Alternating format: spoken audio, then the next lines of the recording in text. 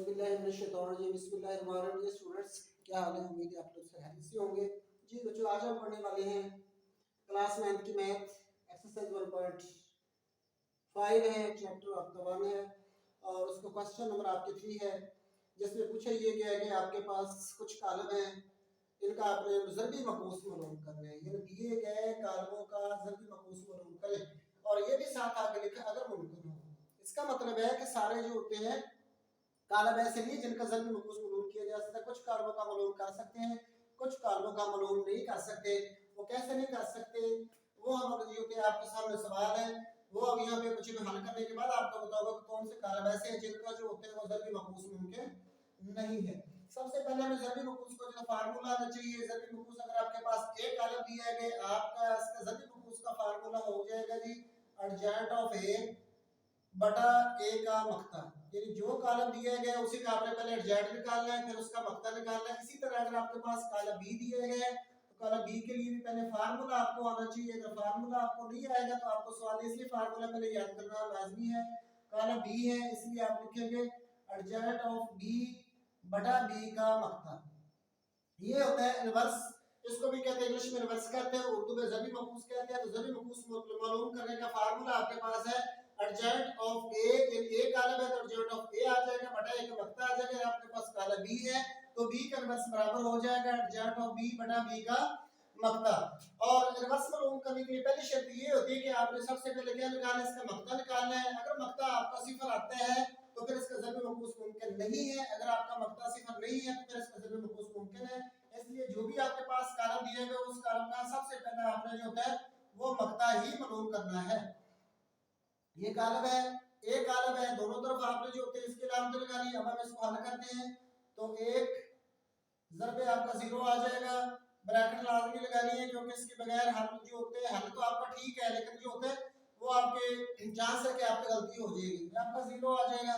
जब 2 3 से तरफ के आगे आपके पास अगर माइनस के 6 और ये आपका आ जाएगा एक डिटरमिनेंट जो मक्ता आपका आ जाता है 6 आपका आ जाता है। इसके बाद आपने जो होता है एडजेंट मालूम करना है, यानी कॉलम ए का ही आपने एडजेंट मालूम करना है। एडजेंट मालूम करने के लिए जो होते हैं दिए गए कॉलम जो आपके पास हो उसमें वतर के अरकान की जो जगह बदली जाती है। ये तिरछे अरकान आपके वतर के होते हैं, इनकी जगह बदली जाती है। बाकी अरकान जो होते हैं इनकी अलामतें बदली जाती हैं। मतलब ये है कि तिरछे अरकान आपके -1 और 0 इनकी आप जगह बदल दें और बाकी आपके पास 3 और 2 जो है इनकी आप जगह बदल दें।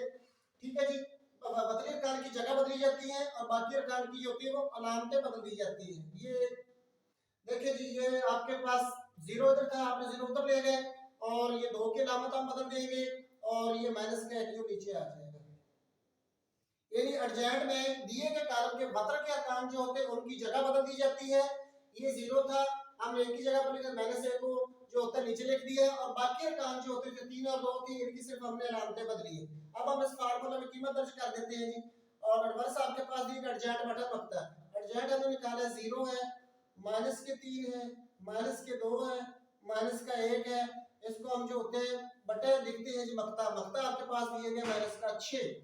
अब ये -6 जो हर रकम का बटा हो जाएगा, इसको हम लिखेंगे 0 बटा -6, -3 बटा -6 और इसी तरह -2 बटा -6 और -1 बटा जो आपके पास आ जाएंगे 6। जिस रकम का शुमार करना सिफर हो वो रकम जो होती है सिफर ही होती है। इसी तरह माइनस के अलावा माइनस से कट जाएगी। 2 को जब हम 6 से काटेंगे तो आपका आ जाएगा 3 और इसको लिखा जाएगा 1 बटा 3 और इसी तरह इसमें भी माइनस के अलावा माइनस से कट जाएगी।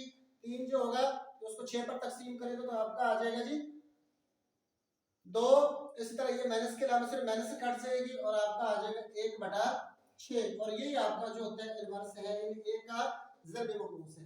अब हम जाते हैं जी सवाल नंबर बी की तरफ। इसमें भी पहले हमने क्या निकालना है, बी का मक्ता ही निकालना है, जिसके लिए हम लिखते हैं 1 2 -3 और आपके पास -5 है। मक्ता की अलामत ही आपने लगानी है।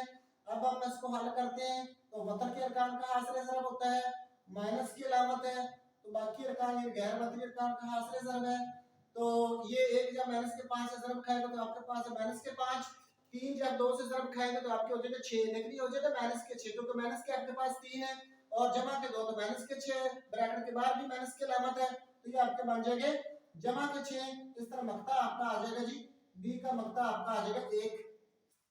अब हमने मालूम करना है बी का एडजॉइंट ऑफ बी, जिसमें क्या किया जाता है, वतर के अरकान की तो जगह बदली जाती है, ये वाले आपके वतर के इनकी आपने जगह बदल दी, बाकी अरकान की जो कि अलामतें बदल दी जाती हैं।